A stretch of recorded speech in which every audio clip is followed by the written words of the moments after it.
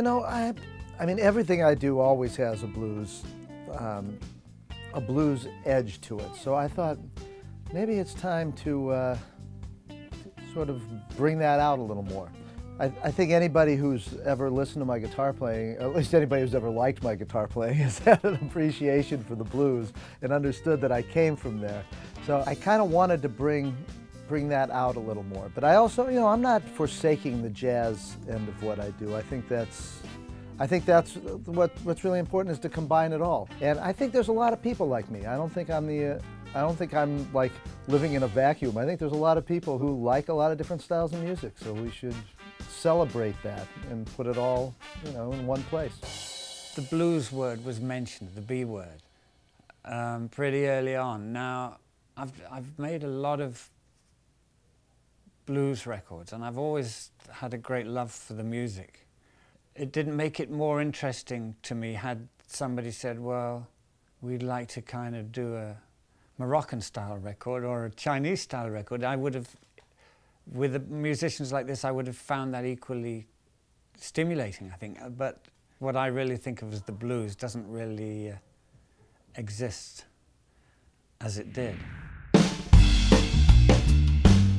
My manager, Bud Harner, suggested that when we were going to go further down a blues vein, said, you know, John Porter did some stuff for me when I worked at Verve. This was, I'm quoting Bud now, because I didn't work at Verve. But he talked about John Porter, and I looked at some of the records that I knew some of the records he'd done. For one thing, the Phantom Blues record by Taj Mahal is one that's in my regular rotation. So I knew John, and I knew his work. We got together and we met, and I realized he's the same way that I am, that he loves blues but really appreciates jazz and country music and all kinds of music, which I think that's really I think that's necessary for anybody who's involved with this project. We're just going to break down to, after 2 times, to break down to the intro again, like the same way we did for your solo, like way down. And How are we doing for endings? Well, I got involved with Jeff through Bud Harner, who I'd worked with on projects before. And I guess Bud mentioned, I got a phone call from Bud, and he mentioned about Jeff. Well, I'd heard Jeff's playing before, and I think we had quite a few musician friends in common. I sort of said, yeah, that sounds interesting. And then Jeff turned up in LA, and we had a meeting. And our background is kind of similar, and there are certain areas where, you know, where we've covered the same ground. And I think we just both sort of felt, yeah, this could be fun.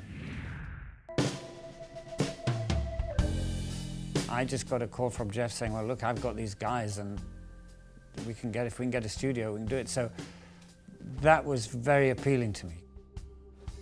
Well, the band that's playing on this record had a lot to do with us doing this record the way that we are. I've been trying to get this group of guys in the studio for so many years. I mean, it's hard to believe, but it's true. I mean, I've played with these guys a million times, but to get 4 days in a row where they're like free, because Sean Pelton, the drummer, he plays on Saturday Night Live, so he's around a lot, but he's working all the time. He's on more records than anybody I know of.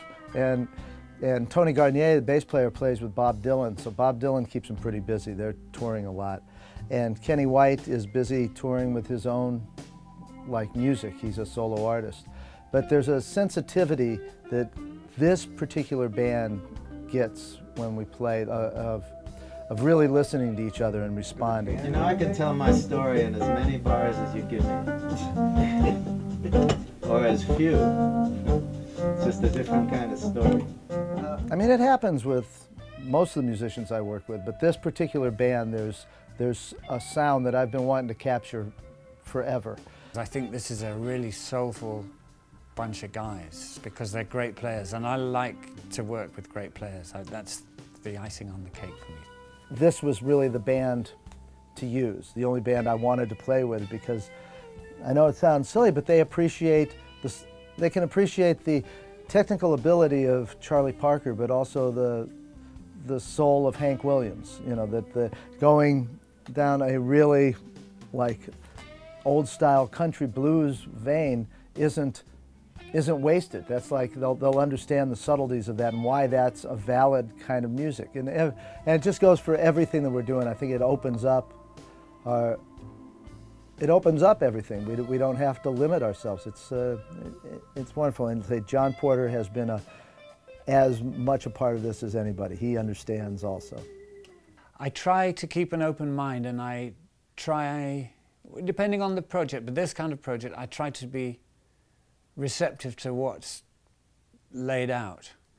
I don't want to complicate matters by laying out my stall and saying, well, this is what I think you should be doing. I think it's better to be more sensitive to what they put out, and then seeing how it fits into an overall shape, and maybe helping then to shape it into something rather than thrusting something upon it.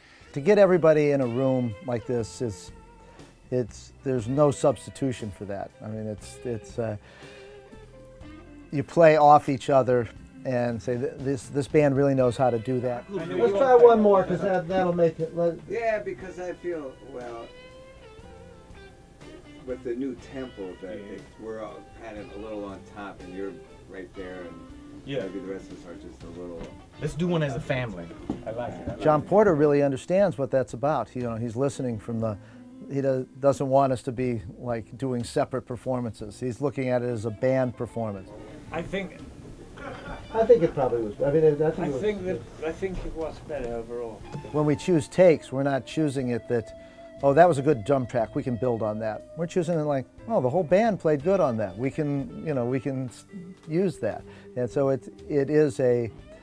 Say it's all of us at once. It's all or nothing. We're all in it together.